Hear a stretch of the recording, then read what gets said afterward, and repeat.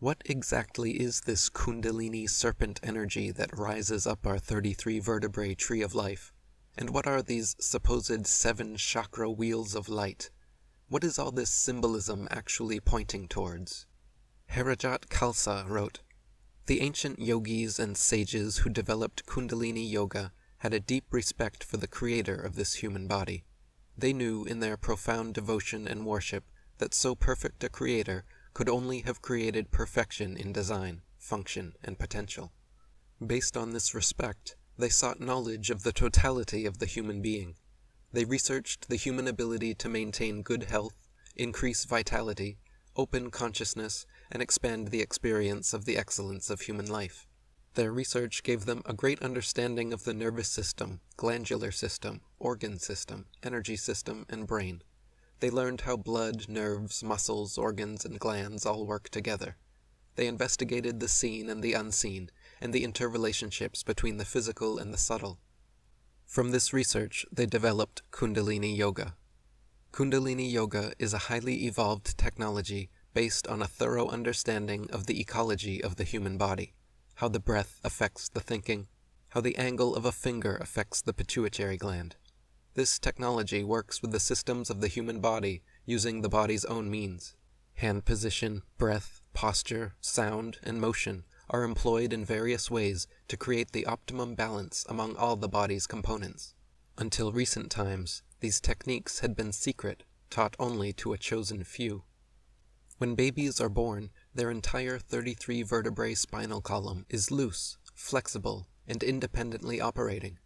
By adolescence, however, the first 4 vertebrae begin fusing into a single unit, known as the coccyx, and by early adulthood, the next 5 vertebrae fully fuse into another single unit, known as the sacrum.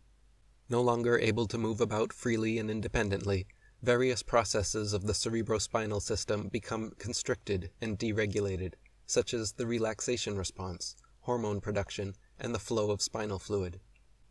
Ancient yogis also taught that the root of individuated consciousness, the divine essence within man, originates at our first chakra point, the perineum, nestled and stuck by the many fused vertebrae. This Kundalini energy desires to travel upward along the spine, illuminating the 7 chakra centers and resulting in a fully realized, individuated, enlightened being. Since the awakening of Kundalini requires extensive initiation, including meditation, breathing practices, advanced stretching, a plant-based diet, chastity, and other austerities, the majority of humanity remains unaware of this powerful, transformative energy to their own physical and spiritual detriment. Kundalini energy desires to climb our trees of life, but finds itself trapped by our fused lower vertebrae. So esotericists have long symbolized this with a serpent coiled around an egg 3.5 times. In order to uncoil the serpent from its nest egg and allow Kundalini to rise up the tree of life, the initiate must sincerely dedicate themselves to a variety of holistic, healthful practices and self-discovery through asceticism and introspection, which will begin the process of ascension. As Kundalini ascends, one by one, the 7 main energy centers of the body become illuminated, meaning the physiological and psycho-spiritual processes associated with each chakra become optimized. These 7 energy centers, all of which are located along the cerebrospinal column, corresponding directly to a major nerve ganglia, endocrine gland, or internal organ, and have actually been measured electromagnetically to produce 10-fold stronger biofields than non-chakra points. They each have physiological manifestations related to their location in the physical body, but also extend into the energy body, affecting us emotionally, psychologically, and spiritually as well.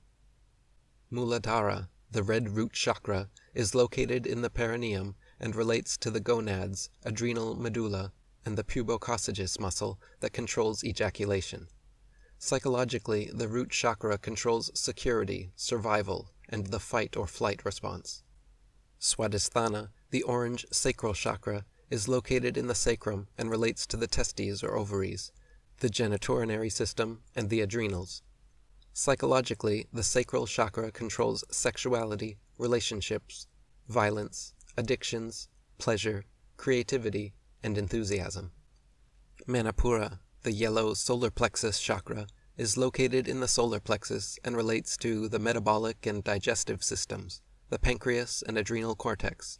Psychologically, the solar plexus chakra controls power, will, fear, and anxiety. Anahata, the green heart chakra, is located at the thymus in the middle of the chest and relates to the immune, circulatory, and endocrine systems responsible for fending off disease, blood flow, and maturation of T cells. Psychologically, the heart chakra controls love, compassion, rejection, equilibrium, and well-being. Vishuddha, the blue throat chakra, is located at the thyroid, which produces the thyroid hormone responsible for growth and maturation. Psychologically, the throat chakra is related to communication and growth through expression. Ajna, the indigo third eye chakra, is located at the pineal gland, the precise geometric center of the brain. The pineal gland is light sensitive and produces melatonin, which regulates sleep and dream states. Psychologically, the third eye chakra is related to intuition and clarity of mind. Sahasrara, the violet crown chakra, is located at the crown of the head and relates to the pituitary gland, which secretes hormones to control the endocrine system and connects to the central nervous system via the hypothalamus. Psychologically, the crown chakra is related to beingness, pure consciousness, and karma. Ervin Laszlo wrote, "Of the 7 primary chakras that are deemed to mediate the awareness and energies of our personal energy field, 5 are considered to align primarily along the main meridians up our spine. 1 is between and slightly above our eye level, and the last sits at the crown of our head. Associated with nerve plexuses and the endocrine system of our bodies, which secretes and regulates hormonal balances, the chakras, as viewed by Eastern traditions, have a primary role in the mediation of consciousness. The electronic recordings of the human biofield were found to be strongest over the chakras.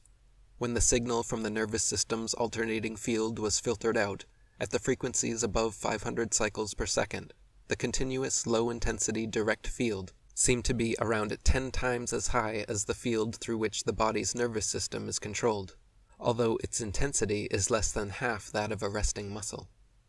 In the 1990s, scientist Itzhak Bentov studied Kundalini from an engineering perspective and hypothesized that traditional yogic practices were actually advanced methods for stimulating endocrine glands to release higher amounts of hormones, endorphins, and endogenous DMT, which directly caused the raising of consciousness. Bentov found the 7.5 Hz oscillation rhythm of the heart affect frequencies in the brain and create the stimulus equivalent of a current loop. In other words, the current homogenizes brain hemisphere activity, which in turn optimizes the secretion and flow of various bodily chemicals and fluids along the cerebro-spinal system, causing an upgrade in both health and consciousness. Bentov also theorized that this made the body an effective antenna for the 7.5 Hz frequency, which just so happens to be the resonant frequency of the ionosphere, and could potentially be a mechanism allowing heightened intuition by literally picking up and gleaning information from the ether. Dr. Lee Sanella wrote, "A new center, presently dormant in the average man or woman, has to be activated, and a more powerful stream of psychic energy must rise into the head from the base of the spine to enable the human consciousness to transcend the normal limits. This is the final phase of the present evolutionary impulse in man. The cerebrospinal system of man has to undergo a radical change, enabling consciousness to transcend the limits of the highest intellect. Here, reason yields to intuition, and revelation appears to guide the steps of humankind. This mechanism, known as Kundalini, is the real cause of all so-called spiritual and psychic phenomena, the biological basis of evolution and development of personality, the secret origin of all esoteric and occult doctrines, the master key to the unsolved mystery of creation, the inexhaustible source of philosophy, art, and science, and the fountainhead of all religious faiths, past, present, and future." Julius Evola wrote, "Yoga techniques aim at revealing the spiritual corporeity to a clear and alert consciousness. This involves an expansion of consciousness itself, and its development into a superconsciousness that replaces those forms of impaired and dulled consciousness. I would like to suggest at this point that some absurd psychoanalytical interpretations of yoga are circulated in the West by people who are extremely ignorant of even the most basic principles of yoga.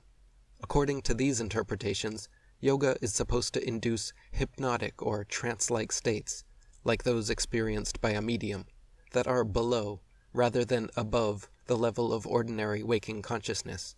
Exactly the opposite happens to be true. I have personally been training and teaching various forms of yoga, including Kundalini, pranayama, and hatha, for 2 decades, and can attest to the myriad benefits enjoyed by dedicated practitioners. Regular yoga practice has been proven to relieve stress, general body aches, pains, and anxiety, and depression, increase stamina, lung capacity, core strength, mindfulness, mental clarity and focus, improve posture, poise, and patience, promote longevity and cellular regeneration, boost energy levels, elevate mood, release happiness endorphins, improve digestion, assimilation and elimination, aid in deeper sleep, and elicit the relaxation response. Beyond these benefits gained by practitioners of all forms of yoga, the pinnacle state and intended achievement of the specific discipline known as Kundalini Yoga is the rising of this energy from the base of the spine to the top of the head in what is termed a Kundalini experience, or a Kundalini awakening. At the age of 25, after training in yoga for 7 years, and during a particularly diligent stint where I was practicing several hours daily, one fateful afternoon, I had the extreme pleasure and privilege of experiencing a Kundalini awakening myself. So what is meant by a Kundalini experience, or Kundalini awakening? Some signs and symptoms of experiencing a typical Kundalini awakening include fiery or electrical sensations rising up the spinal column, internal sounds like a hum, buzz, or ringing in one's ears, body shaking, jerking, or convulsions, severe emotional swings from extreme bliss to inconsolable sadness, personal and interpersonal realizations and revelations, visual and auditory hallucinations or hypersensitivities, and waves of intense joy, contentment, and fulfillment. These initial effects of successfully awakening Kundalini are short-lived, however, and generally appear and disappear again within a number of hours. Under proper spiritual guidance, and with adequate physical preparation, the entire process should be very positive and beneficial, but without the necessary guidance and preparedness, Kundalini awakening too early can have detrimental effects as well. Signs and symptoms of premature Kundalini awakening include acute pains, fevers or chills, fits and seizures, migraines, respiratory or heart problems, bipolar mood swings, anxiety, fear, and paranoia.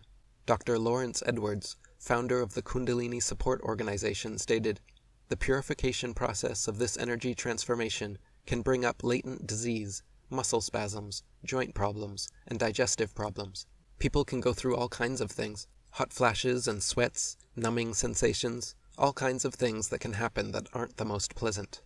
Luckily nowadays there are dozens of excellent books and countless trained teachers available to safely and effectively guide initiates in the raising of Kundalini, so that with adequate preparation, such negative experiences need not be risked or endured.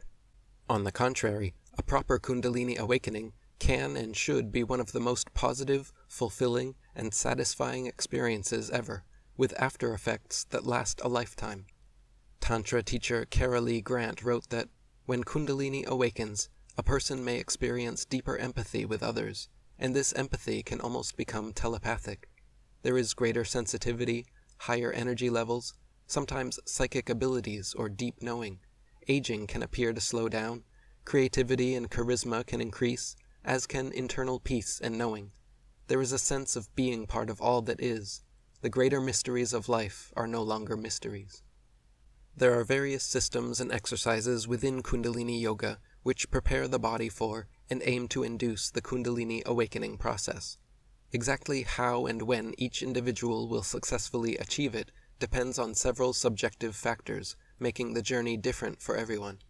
In general, however, the process takes a number of years and involves advanced stretching, particularly of the spinal column, pranayama deep breathing practices, vipassana meditation, a plant-based diet, water fasting, enemas or colonics, saltwater sinus cleansing with neti pot, chastity or complete celibacy, and several other specific austerities and practices.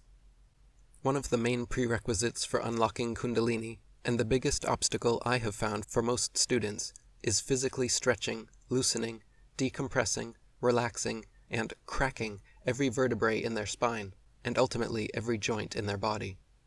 In fact, it was through that very pursuit that I personally stumbled upon initiating my own Kundalini experience. I had heard of Kundalini yoga, and even incorporated some of its techniques into my daily hatha and pranayama practice, but at the time had never heard the term Kundalini awakening, or Kundalini experience. Thankfully, I actually managed to trigger a complete and safe awakening without any negative consequences, and without the guidance of a personal instructor. Since then, I have learned much more about the process, and helped many of my own yoga students achieve similar results. During my hatha training, I began noticing that as I stretched and loosened my back through various poses, eventually and inevitably, once each section of my spine had decompressed and relaxed thoroughly enough, I would be rewarded with a new crack, or pop. By this I mean the kind of joint cracking or popping which chiropractic doctors perform on their patients. The difference being that when gradually stretched and loosened over time through yoga until each vertebrae naturally cracks on its own, rather than being forced by a chiropractor, the experience feels like receiving a master key, unlocking a door in your spine, because you gain the ability forever thereafter to comfortably crack each vertebrae yourself. Scientifically speaking, the cracking sound results from releasing synovial gases from articular capsules. Synovial fluid lubricates each joint in the body, and through movement over time causes bubbles of synovial gas to form. When the joint is cracked, the articular capsule is stretched sufficiently to release the gas and allow it to return as synovial fluid. After a few hours, synovial gas bubbles will begin forming again, and the joint can be cracked again. If you have never cracked a joint before, and especially if forced, it can be a fairly unpleasant or even painful experience. But if properly prepared through yogic practice, and allowed to naturally pop through specific poses, cracking your joints is incredibly relaxing and simultaneously invigorating. Conflicting with what your mother may have told you, joint cracking is not unhealthy, nor does it cause any permanent swelling or other problems.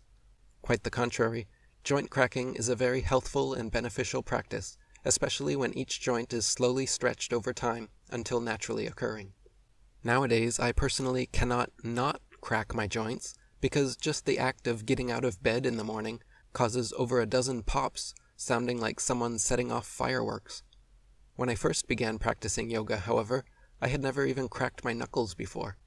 Once I began receiving the skeleton keys to unlock each joint, I really enjoyed the subtle relaxing energy pulsations that came with every pop, and made it a mission to unlock my entire body. It took me several years, but I now possess the master skeleton key to my temple, and can crack every single joint, including every vertebrae in my spine and neck, all 3 knuckles on each finger, thumbs, wrists, elbows, shoulders, hips, knees, ankles, toes, and my personal favorite, the sternum. The fused coccyx and sacrum cannot crack, but the cervical, thoracic, and lumbar vertebra can, with the partially fused lower lumbar vertebra requiring the most bodywork to unfuse and unlock. Now, as I stated, during this part of my personal yoga journey, I was unfamiliar with the concept of Kundalini awakening, but had simply noticed and enjoyed the energetic sensation of joint popping so much that I made it a personal challenge to sufficiently stretch and loosen each joint until I could crack my whole body. For me, the final and most difficult vertebra to loosen were the lower lumbars, but I found that by hanging upside down using an inversion table, tree limb, or playground bar for spinal decompression, along with perfecting the halasana and kamapadasana poses, allowed me to unlock and crack every unfused vertebrae. Now, for some people, Kundalini may be triggered and rise without necessarily being able to crack every joint in their body. But for me, the moment I unlocked that final vertebrae of my spine was the beginning of my Kundalini experience. I could instantly feel a fiery electrical sensation pulsating at the base of my spine, slowly gaining intensity and beginning to rise higher towards my back. I could instantly feel a fiery electrical sensation pulsating at the base of my spine, slowly gaining intensity and beginning to rise higher towards my lower back. I began to sweat, saw visual energy trails, and felt a steady building of euphoria reminiscent of coming up on a magic mushroom or LSD trip. As the electric fire continued rising towards my heart, I had several deep and transformative revelations about myself and my relationships, which caused extreme emotional fluctuations, from sobbing uncontrollably to laughing uncontrollably. When the energy reached my neck and continued ascending, there was a building internal pressure, making it feel like my head was going to explode. Finally, the electrical fire engulfed my entire head and torso, and I had the extreme pleasure of experiencing for hours the highest high imaginable without taking any drugs. I laid on my bed euphoric, laughing hysterically, lightly flailing and flopping my arms and legs around, feeling the same kind of body high and hypersensitivity to touch characteristic of the drug ecstasy. The entire experience was like having the positive effects of all the best drugs in the world hitting you simultaneously and completely naturally. After several hours of perfect bliss, the feelings slowly subsided and normal life returned, but something deep within me changed forever thereafter. Within months I committed myself to veganism and ahimsa, non-violence, which led me to voluntarism, and ultimately to researching and discovering the conspiratorial control of humanity outlined ever since in my books and videos.